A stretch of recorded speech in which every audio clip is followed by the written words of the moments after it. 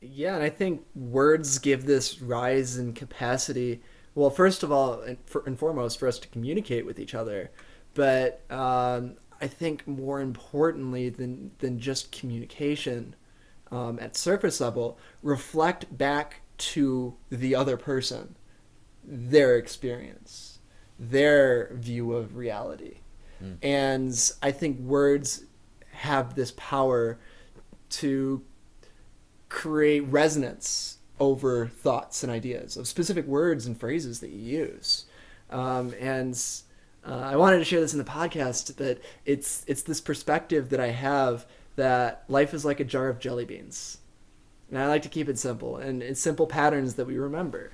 And it's the example is life is like a jar of jelly beans. If you have one person guess how many jelly beans are in the jar, they're more than likely going to be wrong. But if you get a large group of people to guess how many jelly beans are in the jar, you'll get a normal distribution around the actual number. So collectively, the group knows, but the individual doesn't. So I say, like, if you want to know the true nature of reality, you have to talk to a lot of people. You have to hear a lot of perspectives, perspectives that aren't the same as yours, perspectives that are different than yours, to see where things overlap and where things cancel out, and the true nuggets of reality begin to define themselves.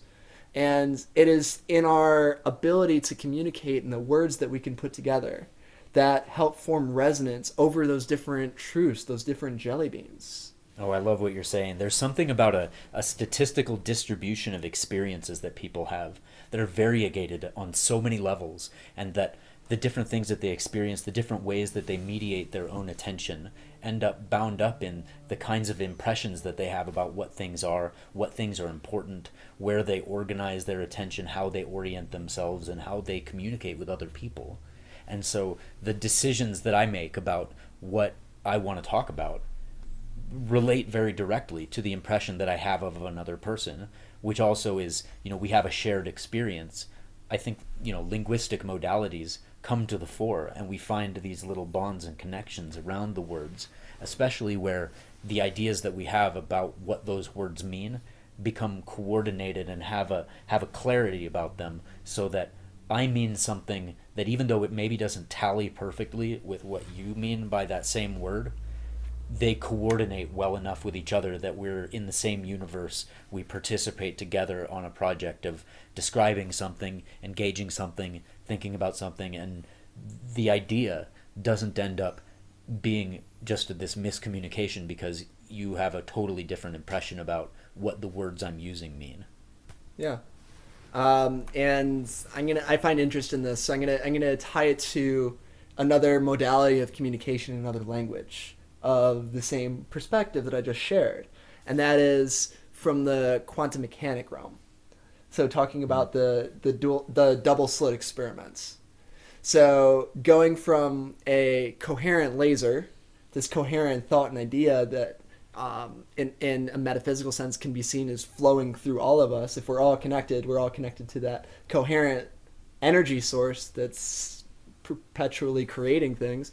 Anyway, you take that coherent light source, you put it through two slits, and you see an interference pattern on the other side. Well, if you only fire a single photon through there, you still get the interference pattern, but you can only see it if you have an incredibly sensitive detector. Mm. And I think we, in a way, are kind of like detectors for seeing that what I was describing as this coherent energy source that flows through us. And the more photons you fire through the double slit experiment, the more you're able to actually see this pattern that resolves. And so, in the same sense, it's like in our level, in the similar level as the quantum level, the source is coming through us and then gets from the Alex Gray perspective gets reflected back to us.